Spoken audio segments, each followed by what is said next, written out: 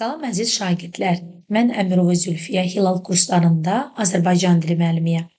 Bugün mən sizə Hilal kurslarının 24 may 2026-cı ildə 5-ci siniflər üçün keçirdiyi Ümumi Sınaq İmtahanı 2-nin Azərbaycan dili fənni üzrə suallarını izah edəcəm. Gəlin əvvəlcə mətn suallarından başlayaq. Mətn suallarını izah etmək üçün mətnlə tanış olaq. Bir məmləkətdə şairlik həvəsinə düşənlərin sayı getdikcə çoxalır. İnsanlar tarlada beli, dəzgahda çəkici yerə qoyub əllərinə qələm alırlar. Hər kəs özünü böyük sənətkar hesab edir. Mənasız və boş qafiyələri ard-arda düzməklə günlərini keçirirdi. Ölkədə təsərrüfat dayanmış, sənətkarlıq unudulmuşdu. Vəziyyətin bu həddə çatdığını görən padşah xalqın işdən gücdən soyulmasından narahat olub, qəti bir qərar verir. Bu məmləkətdə kim özünü şair adlandırırsa, hamısını dərhal zindana atın. Hökümdarın əmri ildırım sürəti ilə icra olunur. Şəhərin küçələrində yüzlərlə şair toplanaraq rütubətli qaranlı zindanlara doldurulur. Şairlərin bəzisi zindana salındıktan sonra da şeir yazmağa davam edir. Çoxu isə fikirləşir ki, zindanda şeir yazmaq, həbsdən çıxdıqdan sonra şeir yazarıq. Bir aydan sonra padşah şairləri həbsdən azad edərək saraya toplayır və bir ay ərzində nə qədər şeir yazdıqlarını soruşur. Həbsdə alınmış 100-dən artıq şairdən ancaq 5-6 nəfər yazdıqları şeirləri padşaha göstərir. Padşah deyir, əsl şair odur ki, çətin zamanlarda, ağır günlərdə də yazmaqdan əl çəkməsin. Şeir yazmaq üçün yaxşı məqam gözləməsin. Amma sizin çoxunuz belə deyilsiz. Ona görə də sizdən şair çıxmaz. Padşah həbsdə də şeir yazan şairlərə sarayda şərait yaradır. Qalanlarını isə fiziki işlə məşğul olmağa göndərir. Birinci sualımız, mətnə əsasən cədvəldəki boşluğun yerinə yazıla biləcək ən uyğun fikir hansıdır? Yəni, biz burada verilən bu səbəbin nəticəsini axtarırıq. Həbsə alınmış şairlərdən ancaq 5-6 nəfər şeirləri padşaha göstərir. Gəlin görək bunun nəticəsində nə baş verir? Bir aydan sonra padşah şairləri həbsdən azad edərək sarayı toplayır. Əlbəttə ki, bunun nəticəsi ola bilməz. Yerindən duran hər kəs boş qafiyələri qoşmaqla işdən gücdən uzaqlaşır. Əlbəttə bu da deyildi, əvvəldə baş vermişdi bu. Padşah həbsdə də şeir yazan şairləri sarayda şərait yaradır. Bəli, görürük ki, sonda həmin şairlər üçün padşah şərait yaradır.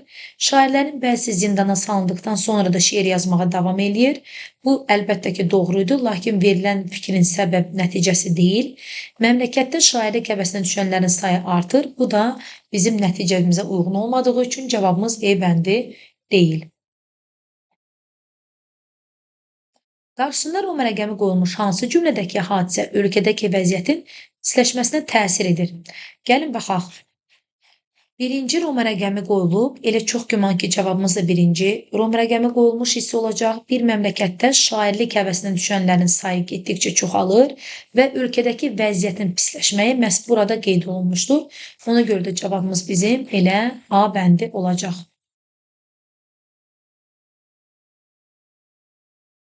Mətndən bir belə qənaətə gəlmək olar. Hər kəs şairlik edə bilər.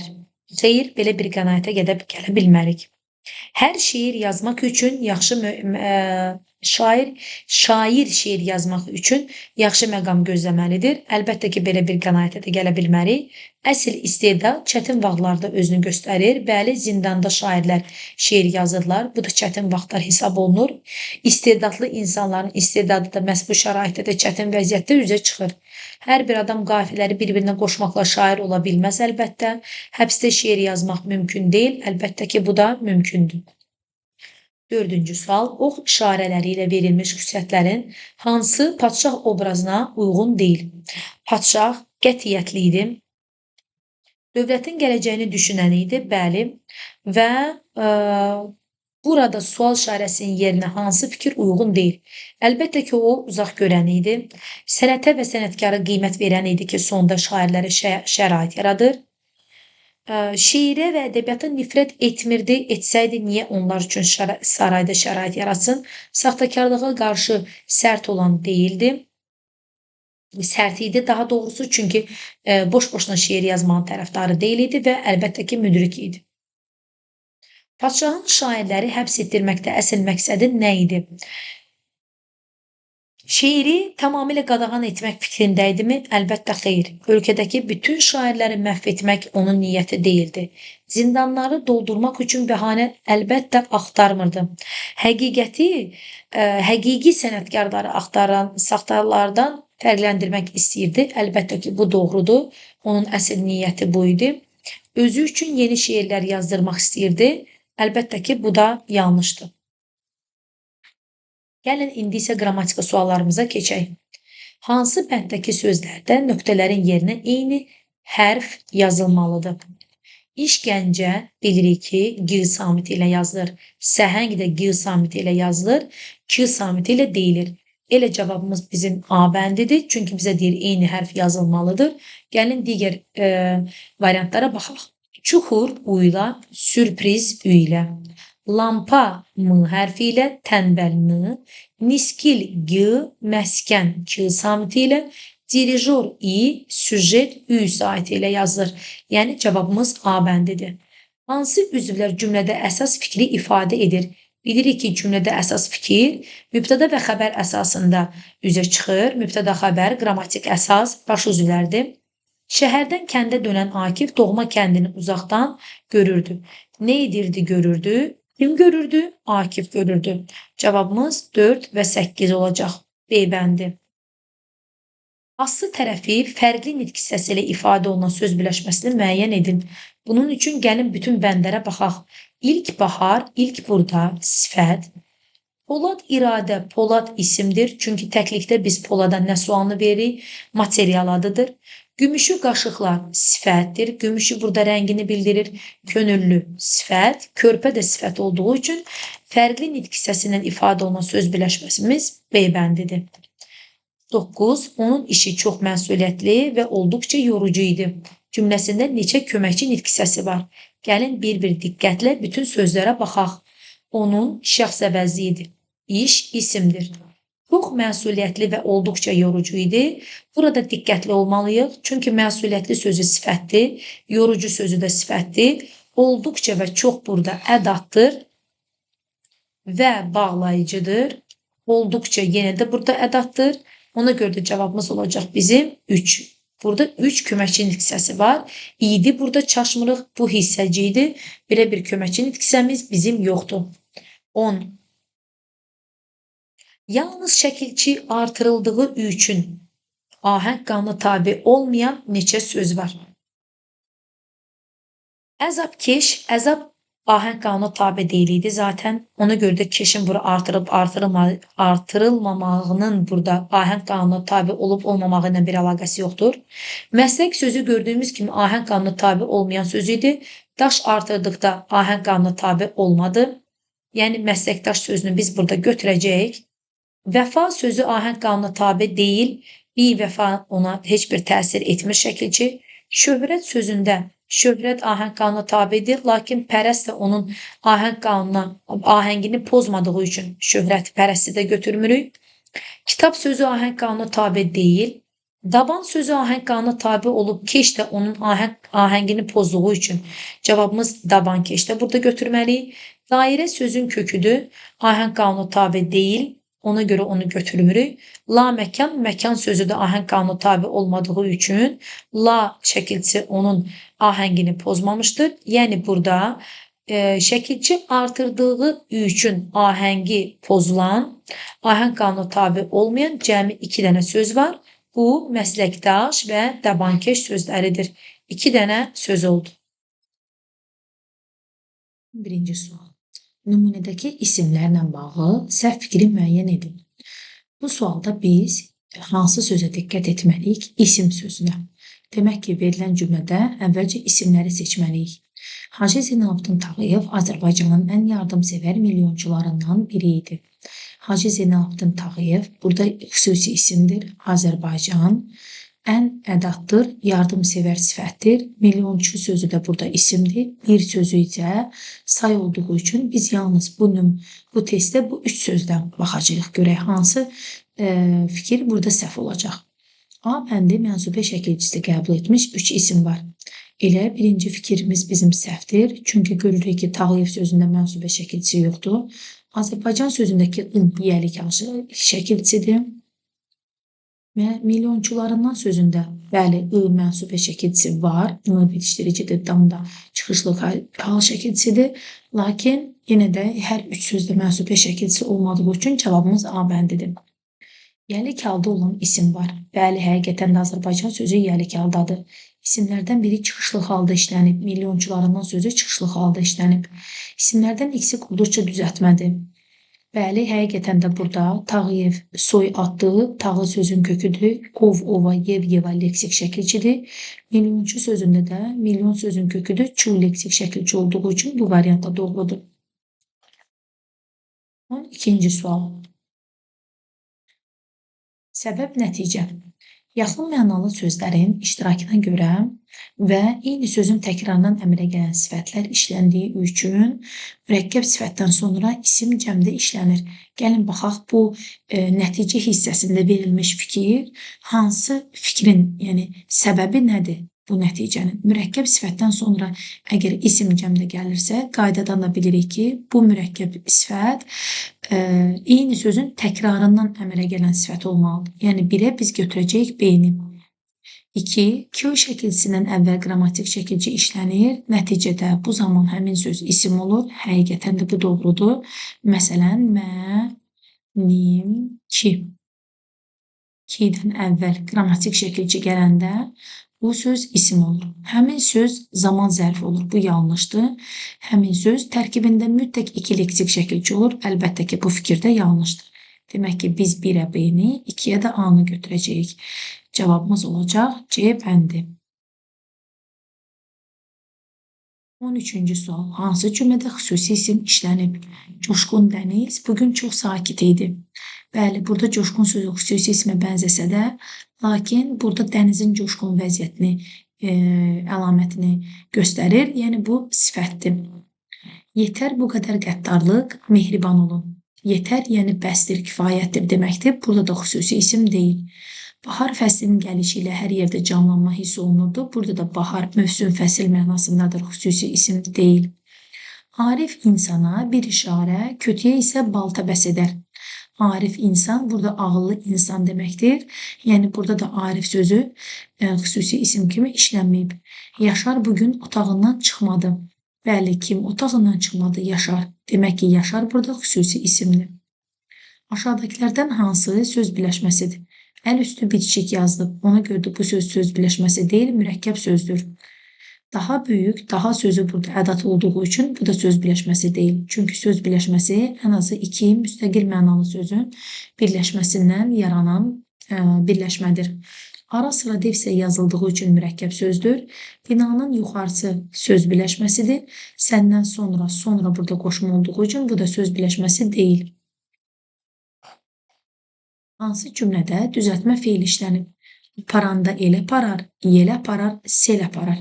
Gəlin baxaq, düzəltmə feil burada varmı? Feillər burada aparardı. Sözün kökü apardı. Ar qeyri-qəti gələcək zaman şəkilçisi olduğu üçün burada düzəltmə feil işlənməyib. Aparanda sözü də var burada. Apar yenə də burada sözün köküdür. Onda feili bağlama şəkilçisidir. İşləməyən dişləməz.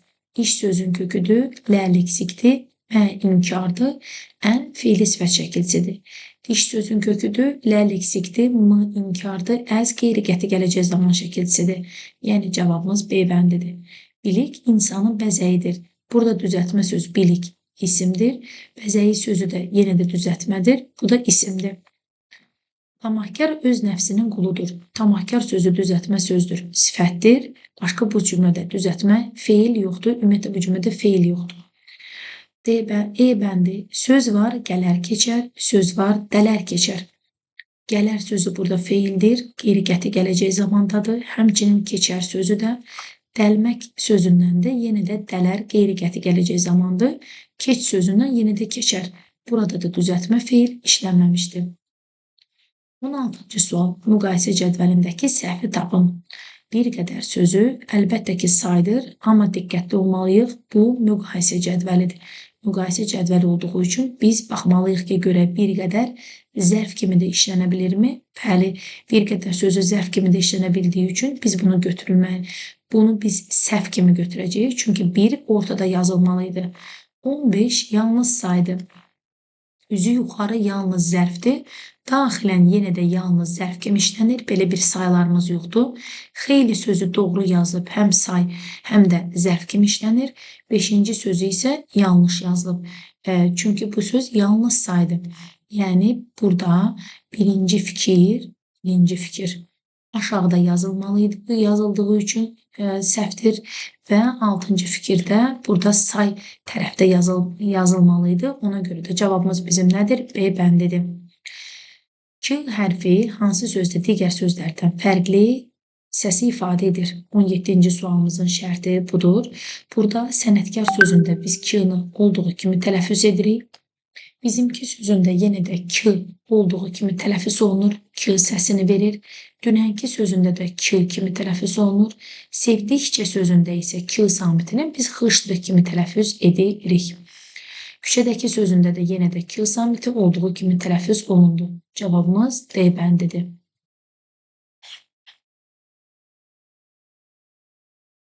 18-ci sual. Cədvəldəki uyğunsuzluğu müəyyən edin. Əvvəlcə gəlin cədvələ baxaq. Toplu isimlər, alay, sürü, əhali, əlbəttə bunların üçü də toplu isimdir. Mücərrəd isimlər, yuxulu, ümidsiz və dadlı sözləri mücərrəd isimlərə bənzəsə də, bunlar mücərrəd isim deyirlər. Niyə? Çünki bu sözlər ümumiyyətlə isim deyirlər. Yuxulu sözü sifətdir, ümidsiz sözü sifətdir, dadlı sözü də həmçinin sifətdir. Yəni cavabımız çox güman ki, B bəndi olacaq. Ümumi isimlər, yol, ətək və kök, həqiqətən də bunların üçü də ümumi isimdir. Xüsusi isimlər Göygöl, Günəş və Araz doğrudur. Konkret isimlər dibçək, bulaq və bal, üçü də konkret isimdir. Yəni cavabımız B bəndidir, çünki bu sözlər isim deyirlər, sifətdirlər. 19-cu sual. Verilmiş cümlə ilə bağlı uyğunsuzluğu müəyyən edin. Həkim xəstələri səslədi. İsim cəm şəkilçisi ilə işlənmişdir. Bu cümlədə isim həkim sözüdür. Həkim sözü cəm şəkilçisi ilə işlənməyib. Bizi xəstələr sözü ilə çaşdırmaq istəyirlər. Unutmuruq ki, bir sözün hansı nitq səsi olduğunu bilmək üçün biz onun başlanğıc formasına baxırıq. Xəstə sözü də nədir? Sifətdir. Yəni A bəndi yanlışdır. Cümlədə düzəltmə feil işlənib. Bəli, bu doğrudur. Səs sözündən səslə və deyil keçmiş zaman şəkilçisidir. Sifət ismin xüsusiyyətini daşıyır. Bəli, xəstə sözü sifətdir və o ismin cəm və hal şəkilçisini daşımışdır xüsusiyyətini. Cümlədəki feil şüudi keçmiş zamandadır. Bəli, dı, dudu şüudi keçmiş zamandır şəkilçisidir. İsim təsirlik halda deyil. Əlbəttə, həkim sözü təsirlik halda deyil. O, adlıq haldadır. Cavabımız A bəndidir. Hansı cümlələrdə eyni məna növünə aid əvəzliklər işlənib? Heç kəs qorxusundan kəndə qayıtmırdı. Bu cümlədə yalnız bir dənə əvəzlik var. Heç kəs, bu da qeyri-müəyyən əvəzlikdir. Qeyri-müəyyən əvəzlikdir. Bu alqışlar qaliblər üçündür. Burada bu işarə əvəzliyidir. Çay öz yatağı ilə sakit-sakit axırdı. Öz burada təyin əvəzlikdir. Bəzi uşaqlar gələcək həyatın qurucularıdır. Bəzi sözü burada qeyri-müəyyən əvəzlikdir. Başqa burada əvəzlik yoxdur. O, dağa yaxınlaşanda güllərin ətrini hiss etdi. Burada da o, şəxs əvəzidir. Demək ki, baxırıq ki, cümlələrdə 1-ci və 4-cü cümlədə əvəzliyin eyni məna növünə, yəni qeyri-müəyyən əvəzliyə aid nümunələr işlənib. Cavabımız B bəndidir. 21-ci sual. Aşağıdakı sözlərdən hansılarda ləş hecası yazıldığı kimi tələffüz olunur? Dərdləşmək sözündə dərd, dəşmək. Burada ləş fərqli tələffüz olunur.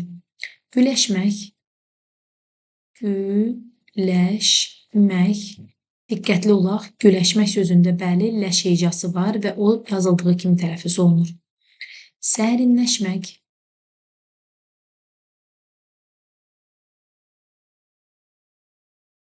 məsləhətləşmək,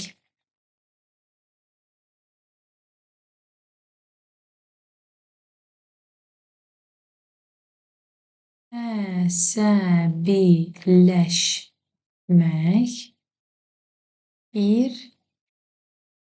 birləşmək.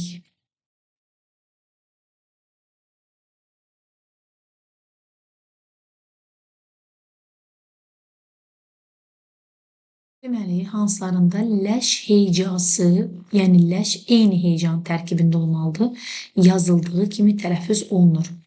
Heyeca məsələsinə də gəlin baxaq. Dərdləşmək. Gördüyümüz kimi burada ləş yazıldığı kimi tələffüz olunmadı. Güləşmək sözündə güləşmək yazıldığı kimi tələffüz olundu. Sərinləşmək. Bəli, burada da yazıldığı kimi tələffüz olunmur. Məsləhətləşmək. Burada fərqli tələffüz olunur. Əsəbiləşmək, əsəbiləşmək. Burada olduğu kimi tələffüz olunduğu üçün 5-i də götürürük. Birləşmək sözündə də birləşmək, ləş şəkilçisi, heycası yenə də fərqli tələffüz olunduğu üçün 6-nı da götürmürük. Cavabımız 2, 5, B bəndi olacaq. 22-ci sual. Amonim. Deməli, amonim olanda yalnız kök, yəni gəlin bunu bir qıraqda yazaq. Amonim olanda kök, homonim olmayanda isə homonim deyil, bərabər deyil amonimə, kök və qrammatik şəkilçi sxeminə uyğun gələn söz hansıdır? Bilirik ki, qoşma sözü amonimdir və qoşma sözü amonim olduqda o kök və leksik şəkilçidən ibarətdir. Ona görə də cavabımız A bəndi deyil, çünki bizə lazımdır ki, amonim olanda bütöv kök olsun. Vergi sözü vermək sözündən gi leksikdir. Demək ki, bu sözdə amonim olanda kök və leksik sxeminə uyğun gəldiyi üçün cavabımız B-də deyil. Gəlir sözü, gəl sözündən ir qrammatikdir, gəl sözündən ir leksik də ola bilər. Amma məsələ bundan ibarətdir ki, gəlir sözü ümumiyyətlə amonim deyil. Oxu sözü. Oxu sözü, bəli, bir var qiraət, bir də var oxumaq, feil kimi. Hər ikisində oxu bütöv kök olacaq. Amma kök və qrammatik şəkilçi sxeminə uyğun gəldikdə isə, məsələn, yayı çəkirəm, oxu atıram. Bu zaman cavabımız D bəndi olur. O zaman o amma form sözü olacaq, amonim olmayacaq. Buruq sözü bilirik ki, amonim sözdür. Burmaqdan buruq olur. Həm neft buruğu, həm də burulmuş mənasında. Ona görə bu sözdə təkcə kök sxeminə uyğun gəlmədiyi üçün cavabımız bizim B bəndidir.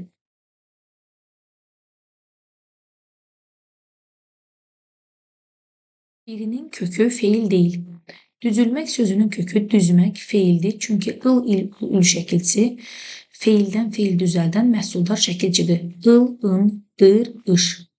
Düzgün sözündə də düzmək sözünün kökü feildir. Çünki ın, gin, hun-gün şəkilçisi həm feildən sifət, həm də feildən isim düzəldən şəkilçidir. Yəni feillərə artırılan şəkilçidir. Düzgün sözü burada sifəti olsa da kökü feildir. Düzdürmək sözündə sözün kökü düzmək yenə də feildir. Çünki dır, dir, durdur şəkilçisi də feillərə artırılan şəkilçidir. Il, ın, dır, ış feildən feil düzəldən məhsuldar şəkilçidir. Düzüb sözü. Düzmək sözündən düzüb, bu da feildir.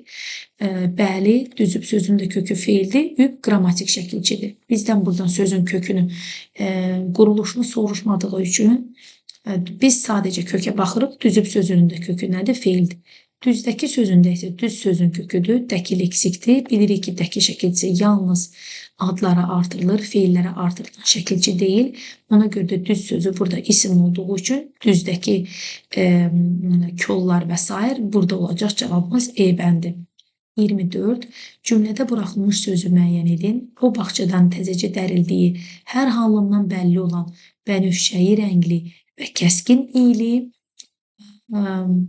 lavanda dəstəsini masanın üzərinə qoydu. Bilirik ki, bu izahlı lüğətə aid bir sözdür, lüğət sözüdür. Yəni dərilən, hər halından bəlli olan bənövşəyi rəngli, gözəl, kəskin iyli bitki olacaq lavanda.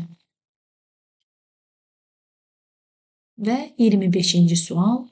Boya sözün köküdür, qı leksik şəkilçidir, feildən isim düzəldi və isimdən də isim düzəldən, insan peşə anlayışı düzəldən çı şəkilçimiz. Cavabımız D bəndi olacaq, sxeminə uyğun. Bu qədər əziz uşaqlar, hamınıza uğurlar.